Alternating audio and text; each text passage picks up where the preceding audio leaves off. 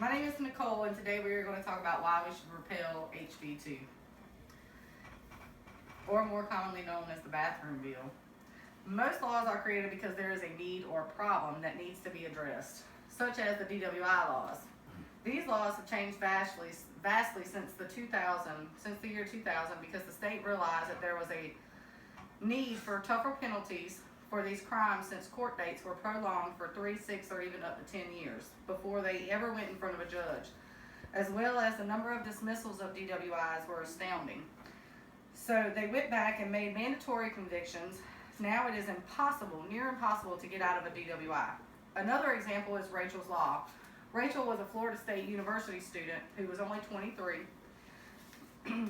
who was murdered while acting as a police informant in a botched drug sting that started on May 7, 2008. She originally was arrested on a drug charge, and the police persuaded her into doing a drug deal, and the police ended up losing track of her, and she ended up being murdered due to it, which is why Rachel's Law came into effect. HB2 did not come about because we had a problem or have a problem like most laws. HB2 came about because they wanted to block a Charlotte ordinance, which was a non-discrimination ordinance that extended new protections to the gay, lesbian, and transgender people. Republican lawmakers rushed a one-day session passed by the General Assembly and signed that same night by Governor Pat McCrory. According to the Charlotte News Observer, instead of rushing into a special session, Republican lawmakers should have let it take effect and see how it went. According to the News Observer, such ordinances that Charlotte was trying to pass has caused no problems in more than 100 other U.S. cities, including New Orleans, which may now be getting the NBA All-Star game. HB2 discriminates against a small, vulnerable minority group. It has damaged North Carolina's economy and eliminated local ordinances protecting from discrimination based on sexual orientation. HB2 isn't about protecting anyone. It is about denying the authenticity of transgender people. Before we move on to how HB2 discriminates, let's review what the definition of discrimination is. It is the unjust or prejudicial treatment of different categories of people or things, especially on the grounds of race, age, or sex. The statistics are staggering at the reported cases of transgender people attacking someone in bathrooms. The rounded number, 0. According to PolitiFact, they look for examples that fit into 3 categories: someone convicted of committing sex crimes in the opposite gender's bathroom or locker room, and in a place that lets transgender people use the bathroom they feel most comfortable with. They could not find any in the United States, and conservative groups also couldn't point to any. There have been a few recent allegations, but people in America are considered innocent until proven guilty. HB2 bills and others like them are not protective. They are actually instilling fear of transgender non-conforming people. According to Identities.mic, Florida State Representative Frank Airlees, who sponsored the single public facility bill, could not provide any evidence that a trans person has ever attacked a non-transgender person in a public restroom, and merely stated on his blog that it was a preventive measure. We already have laws that are preventive measures. That they are laws against peeping, taking photos, assaulting women and children anywhere, not just bathrooms. So we already have these laws in place. We also have laws against indecent exposure. When we talk about children, WCNC also talks about statistics on 850 children who were interviewed over the last 2 years. And the number of transgender bathroom assaults was 0. Almost all bathroom assaults on children occur between children who are the same age and who know each other. Just like the children who are sexually assaulted, 9 times out of 10, it is somebody that they know. It's a family member, or it's a friend. It's a friend of the family. HB2 does not even state what the penalties will be for somebody who gets caught in a bathroom that doesn't belong in there. So you can see how this bill is very muddled when it comes to what actually happens if you get caught in there. There is no penalties. This bill has also damaged NC's economy. According to Business Insiders, the financial hit NC has taken is more than $395 million, a figure that rises with each business that takes a public stance against the law. The NCAA tournaments held annually in Charlotte alone generated more than $55 million for the city in 2015. Numerous artists have pulled concerts out of NC, including but not limited to Maroon 5, Bruce Springsteen, Bryan Adams. According to an article, Just the Facts, the NBA decided to relocate the 2017 All-Star Game from Charlotte, along with statements from the Charlotte Hornets and Charlotte Hurricanes against the bill. Cirque du Soleil also decided not to perform in North Carolina. Not just performers and artists have pulled out, we have also lost numerous businesses, which would have created in North Carolina jobs in North Carolina, such as PayPal. They withdrew a plan for a global community center in Charlotte. Rayburn Pharmaceuticals, who was planning to also expand in North Carolina, along with Lionsgate, a movie production that actually produced Dancing with the Stars. Not Dancing with the Stars, with Patrick Swayze.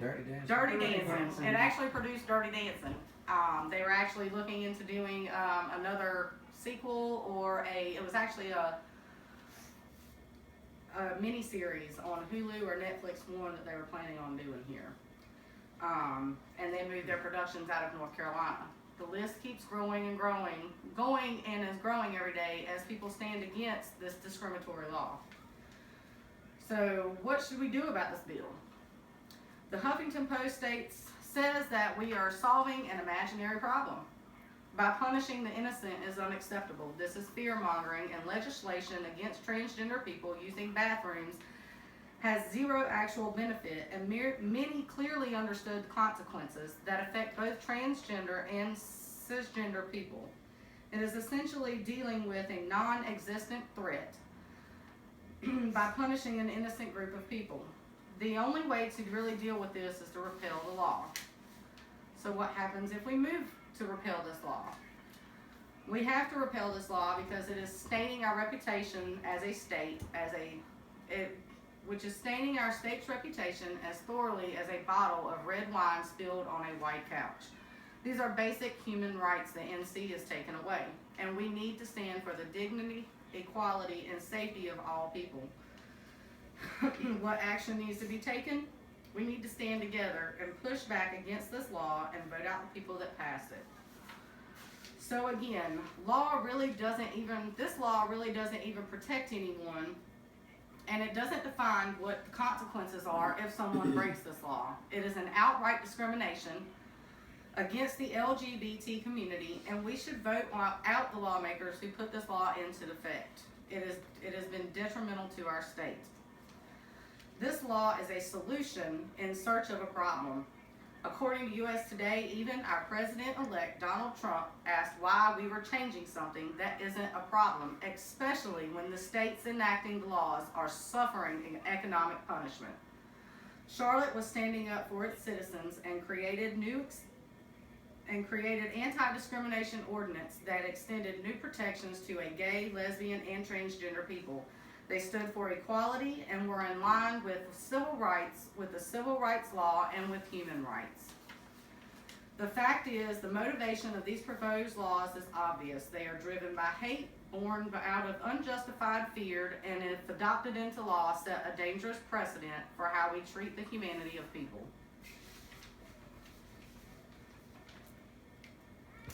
Any questions? I have a question. Which is more important, money or morals? Well, that's a good question. I thought it was.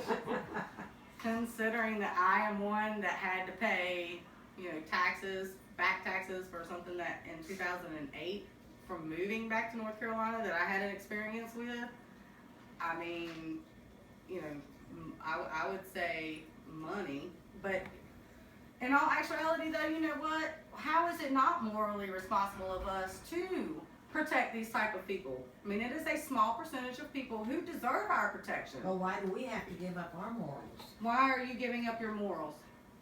in allowing people to do that? How, but why does that Because it's directly? not right.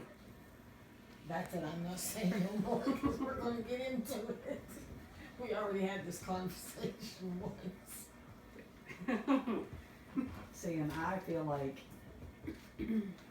if you walk into a bathroom and use the bathroom and I don't know that you're a man, I don't care. Exactly.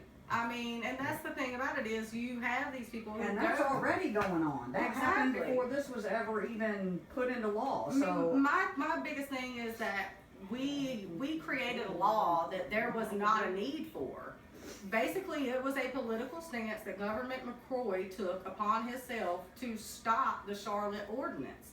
Like I said in my speech, most laws come about, like your DWI laws, your Rachel laws, the Rachel law. They come about because we had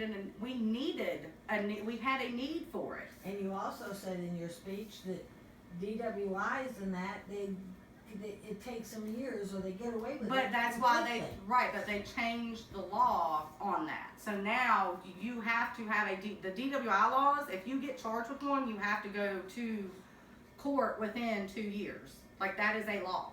That's and too you- long. And you can never get out, you can't get out of them. I mean, this particular law is, I mean, it's absurd. It is absolutely absurd because it infringes on civil rights and political rights and human equality. Okay, well, what about my civil rights? Normal people's civil rights. Let's put it that way. People with religion. I know you hate me. Well, you know, and there is a religious stance behind that, but does the Bible not say, judge, not judge? That God is the one that judges? You don't have to agree with my lifestyle. You don't have to say this is okay, I don't But- have to go in there either. and you don't have to go in there, that is your right. You can hold it to you, Gail. But again, that is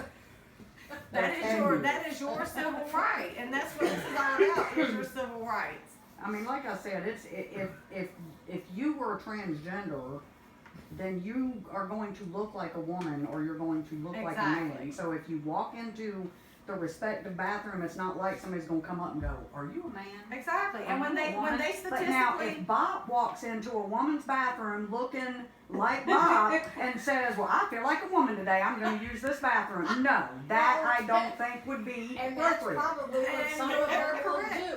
And that's what But some of them no. will do. And you're exactly right, Mimi, but the thing about it is we already have laws in place to protect that. You have indecent exposure. There's already laws against rape and everything else that, you know, is morally not Okay, correct. but what if you just dress up like a woman because you feel like being a woman that day? Do we not already have laws against peeping toms? Do we not already have laws against video recording a woman? Wasn't there issues not too long ago where we caught kids in the malls trying to video record up women's skirts? We already have those laws in place. So what does this HB2 law actually, we're not gonna have a new police potty department that are standing outside protecting people. I mean, we have laws against rape. Guess what? They still happen. I've seen We some, have, I've seen some transgender people though, and you can still tell that they're a man. just because you can still tell, I mean, you know, in all honesty though, how many times have you actually come across a transgender person? That you know for a Mimi? fact. Yes, go ahead, Kim. She I said, I "Really?" came across many. And In I my have- younger years, being out socializing, you would see it a lot. With Nikki. God, I hope I don't feel this in. But seriously, on either whether it's right or wrong type of question, I'm going to avoid that. But I will ask, as quickly as the law came into effect, considering most laws take precedence over an amount of time and consideration, how quickly do you think it could be reversed if it were? And do you have a suggestion on the first step that it would take to get it changed? That's a good question. How quickly would it come to You be don't able to like get these this good law questions. reversed? you know, the first step in getting this law reversed, we would not be able to do this ourselves, but the first step, I believe, has already been taken with Governor Pat McCrory being voted out of office. So we're in the one step of the direction. Now, as far as it being repealed, I do know parts of the HB2 have actually been repealed. I did not touch on that on the subject on my speech because there were laws that were put into place with this law that you could no longer take a employer to court over discrimination, especially against sexual orientation. So that was actually repealed already. They went back and took that out of law. So it's a good question. I don't really have all the Why don't answers. you ask a young one how You they always feel call your about representative this? and voice your She's opinion. not supposed to ask. Alright. We are. All right, so we'll take one or two more questions and we're gonna wrap this up. Anybody have another question? I give you one. Why come they didn't put it to vote to the people, not the politicians? That's a good question. The reason that they did not, he wants to know why they did not put the law into, for the people to vote. Like they do with many other laws, such as the marijuana laws going on throughout the country and everything. Because it was a political move. Basically that, they were trying to stop the Charlotte ordinance from being passed. It was a political move, that they decided to do. One more question. and we're gonna end this. I have a question. Alright, this doesn't necessarily mean I believe it's right or wrong. I'm being on an open-minded stance here, but if a man were to feel more as a woman and he was transgender, so yes, he feels the right to associate in a woman's bathroom. However, how would it humiliate him to go in a male's bathroom considering his male parts? At what point would that originally been some type of humiliation, or to be offensive to him to go in either one, or go in the males, to feel that he has to go in a female's bathroom? That's a good question. So basically you're asking if at what point does he feel, or if he would feel humiliated to have to go in. These people who end up being transgender, they actually, they have counseling, especially the ones who are having the reconstructive surgery.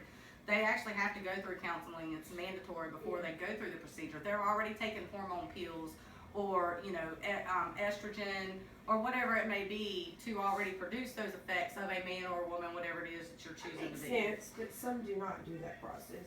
It's more of a, when I go home And in you're the right, day, and I'm a what they male, were and when I touching- go out, I'm gonna be female. Well, That's not really transgender. that's not really transgender more or being cross-dressing. gay. That's more Well, in cross Rocky Mount, they call themselves transgender. You know. Where do you You got to hang read out? that. All right. Nowhere. I'm in the house all the time, actually. All right, I'm so- not one of these people in Rocky Mount. Well, I don't have a question, I just have a At least that comment. I know of. Like I told you the other day, God made man and woman, not other. Yes. Okay. Thank you everybody for your time. This was wonderful and have a good night.